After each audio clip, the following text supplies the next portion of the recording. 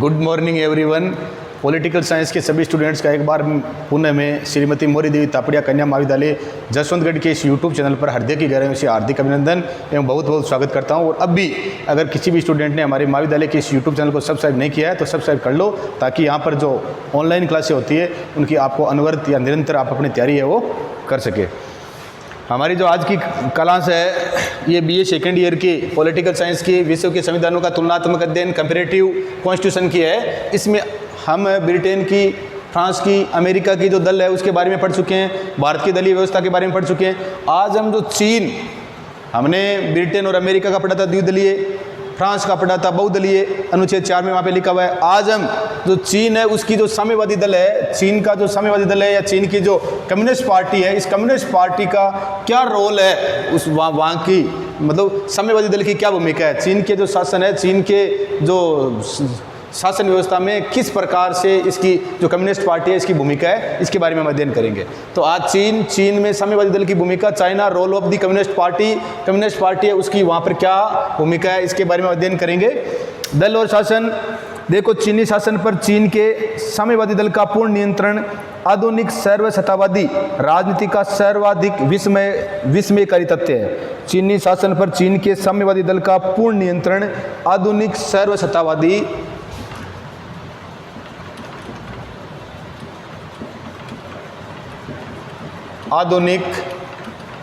सर्वसत्तावादी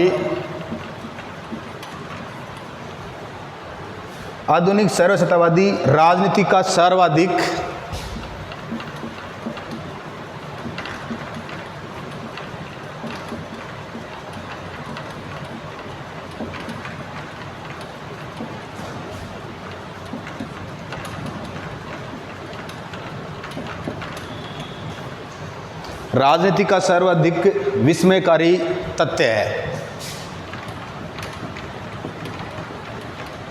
ये बात किसने कही है? चीनी शासन पर चीन के साम्यवादी दल का पूर्ण नियंत्रण आधुनिक सर्वसत्तावादी राजनीति का सर्वाधिक विस्मयकारी तथ्य है। ये बात की है शेन यू डाई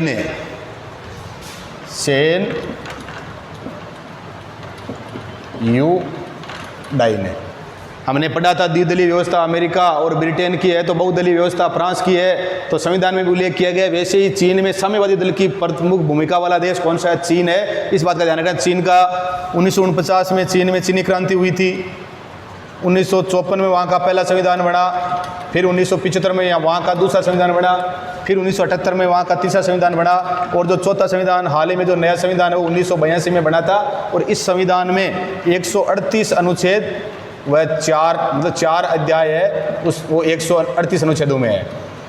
तो वहाँ पर इस कम्युनिस्ट पार्टी की भूमिका का मतलब उल्लेख किया गया है। साम्यवादी चीन की दलीय व्यवस्था विश्व के अन्य प्रजातांत्रिक जो देश है या विश्व के अन्य प्रजातंत्रात्मक देश है उनसे भिन्न है। प्रजातंत्रीय व्यवस्था के अंतर्गत एक से अधिक राजनीतिक दलों के गठन की स्वतंत्रता होती है, लेकिन चीन में पूर्व सोवियत संघ के समान ही एक दलीय व्यवस्था को अपनाया गया है। परंतु चीन में है वो एक दलीय शासन व्यवस्था को अपनाया गया, इस बात का ध्यान रखना है। ये एक दलीय शासन व्यवस्था है। पूर्व में किस देश में थी? सोवियत संघ में थी। किस देश में थी? जिस प्रकार से पूर्व में सोवियत संघ में थी, उसी प्रकार से वर्तमान समय में चीन में किस प्रकार की दलीय व्यवस्था को पूछ ले, एक दलीय शासन व्यवस्था वाला देश कौन सा है? तो कौन सा देश है? चीन है, कम्युनिस्ट पार्टी वाला। पूर्व सोवियत संघ की व्यवस्था और 1954 के संविधान के अंतर्गत चीन की जो व्यवस्था है इसमें अंतर था। पूर्व सोवियत संघ में दल के महत्व को कानूनी मान्यता प्रदान की गई थी। पूर्व सोवियत संघ में जो दल है उसको कानूनी मान्यता दी गई थी।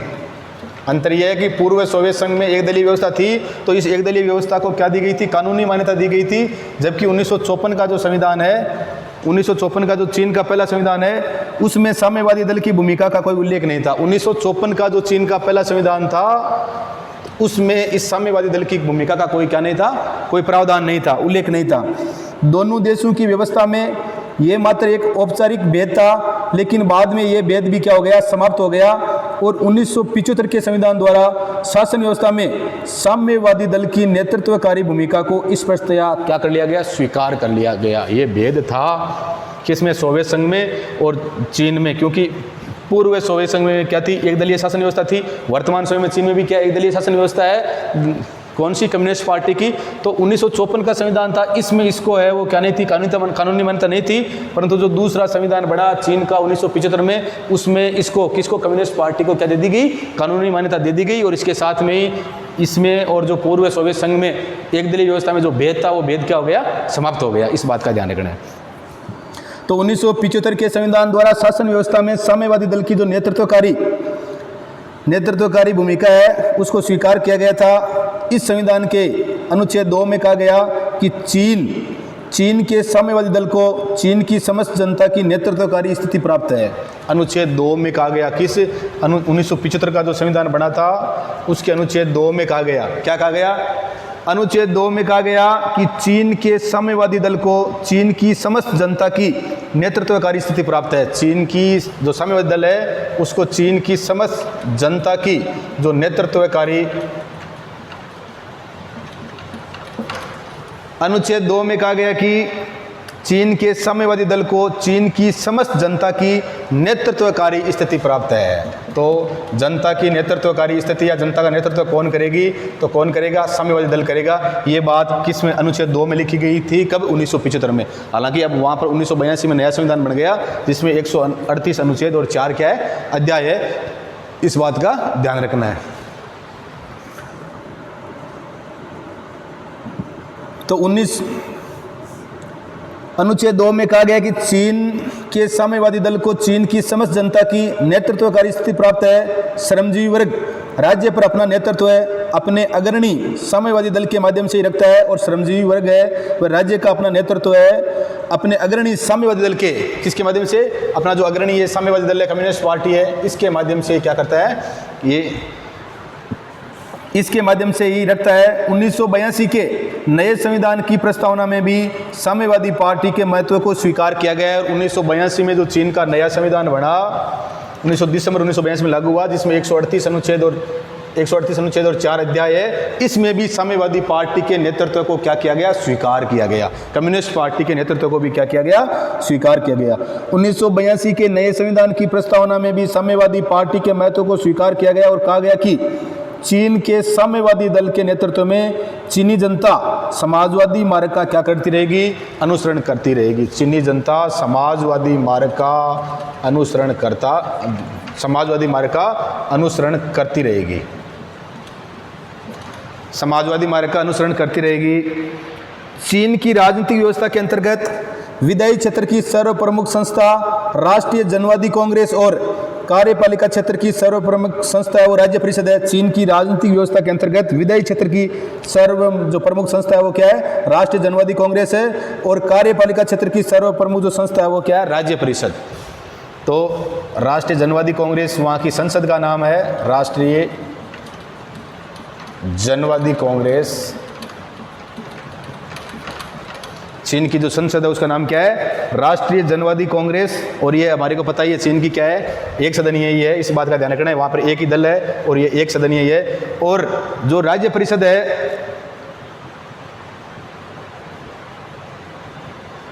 कार्यपालिका की जो सर्वप्रमुख संस्था है वो क्या है, ये तो व्यवस्थापिका है जो एक सदनीय है, और वहाँ की जो कार्यपालिका है वो क्या है, राज्य परिषद है।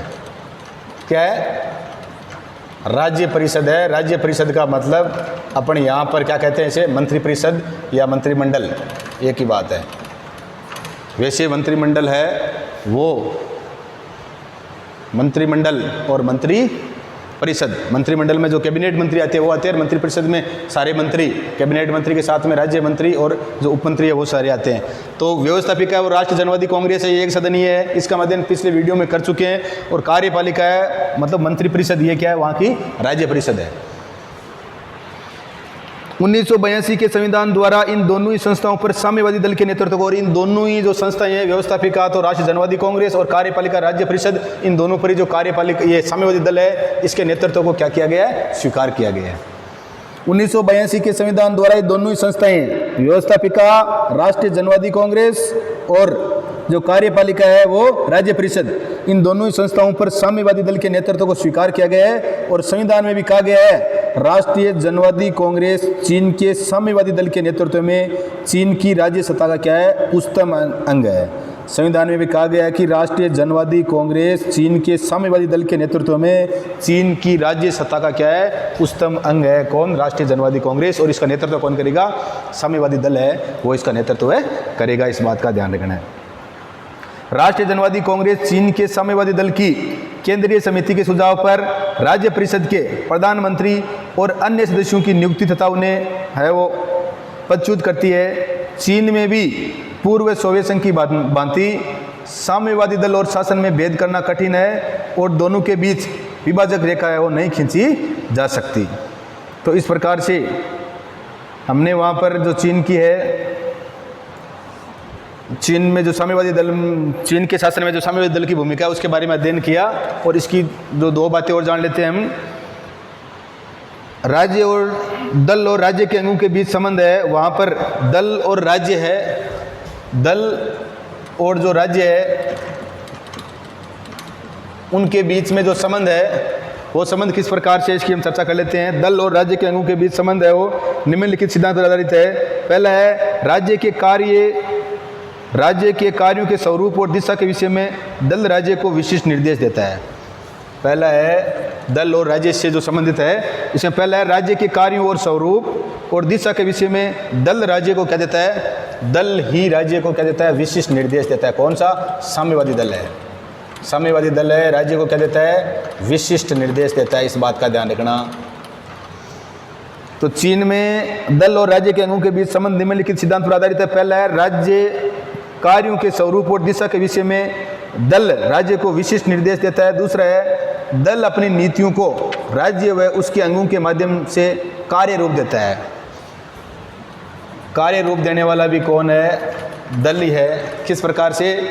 दल अपनी नीतियों को राज्य और उसके अंगों के माध्यम से कार्य रूप देता है तथा उनकी कार्यवाहियों की देखरेख करता है। उनकी कार्य रूप देता है और उनकी कार्यवाहियों की देखरेख भी कौन करता है? दल। कौन सा? साम्यवादी दल या कम्युनिस्ट पार्टी।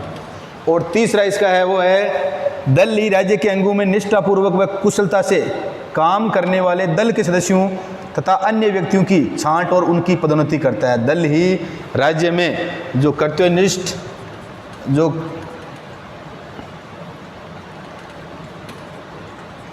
काम करने वाले व्यक्ति है उनकी है वो छंटनी करता है और उनको उच्च पदों पर क्या करता है, नियुक्त करता है। तो इस प्रकार से आज की हमारी ये क्लास है वो चीन में साम्यवादी दल की भूमिका, China role of the communist party, इसके बारे में अध्ययन किया।